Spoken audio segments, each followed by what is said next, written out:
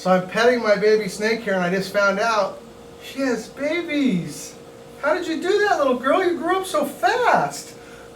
Didn't seem like it was very long ago we hatched her. And look at that. It's turnaround time. So hopefully she doesn't change just because she's had babies and I'm going to steal her eggs. But this is actually the, I believe, this is one of the first, this is the first tiger golden child ever born, albino. We were told that they wouldn't work and they wouldn't live and they wouldn't do well. But since then, that's obviously been proved a myth. There's been lots of albino tiger golden childs born, and I'm pretty sure this is the first one to ever lay eggs. And we're going to pull her eggs and set them up, and they're going in our new style glass tubs because we're going to put them in our new incubator. And our incubator is up and running. We don't have all the tubs made for it, so I'm going to just kind of, probably shouldn't taunt her by stealing her eggs one at a time. I probably should take her away, you know, out of sight, out of mind. There, Jeff.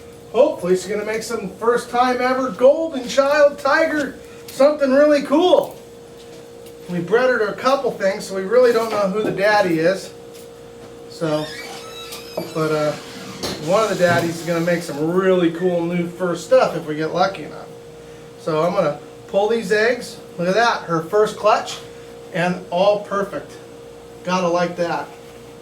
So we're going to set up one of these. We don't even know how many eggs these really hold. I don't think I can get the whole clutch in one, but I'm going to try anyway.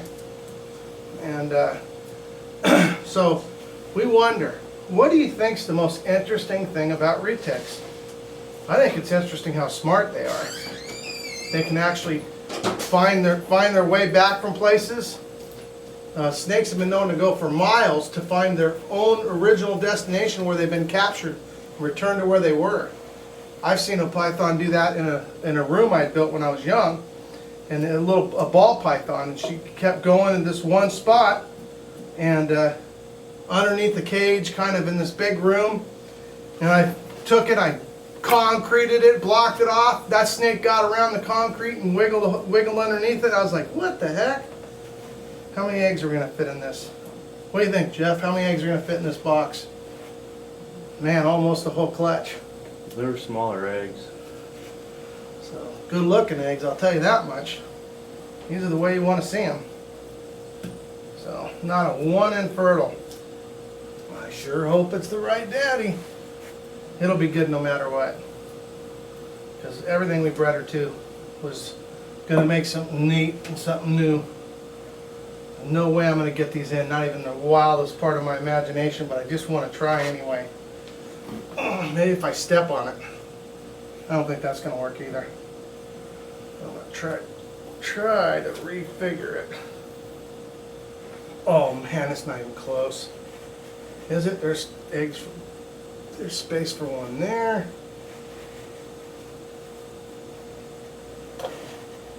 Space for one there. We're not going to make it. I'm not happy. So, not all mothers protect their young if they trust you. She was grown up. She's a multi-generation snake, captive born and bred, dog tame, and it shows. I bet you even the babies will be tame. I noticed that things that are platinum, that are from our original first platinums, they're kind of grumpy. They're not, not as many generations out of the wild, and they have a tendency of even making a tame snake kind of grumpy a little bit. And when I'm talking about their offspring, so whether you know it or not, tame females make tame babies, and we used to get, like, wow, how's that possible? But I just listened to a study the other day that they fed mice cherries. This is amazing to me. They fed mice cherries and shocked them after they ate the cherries. And they did that until they wouldn't eat the cherries. And now here's the amazing part. Their offspring would not eat cherries.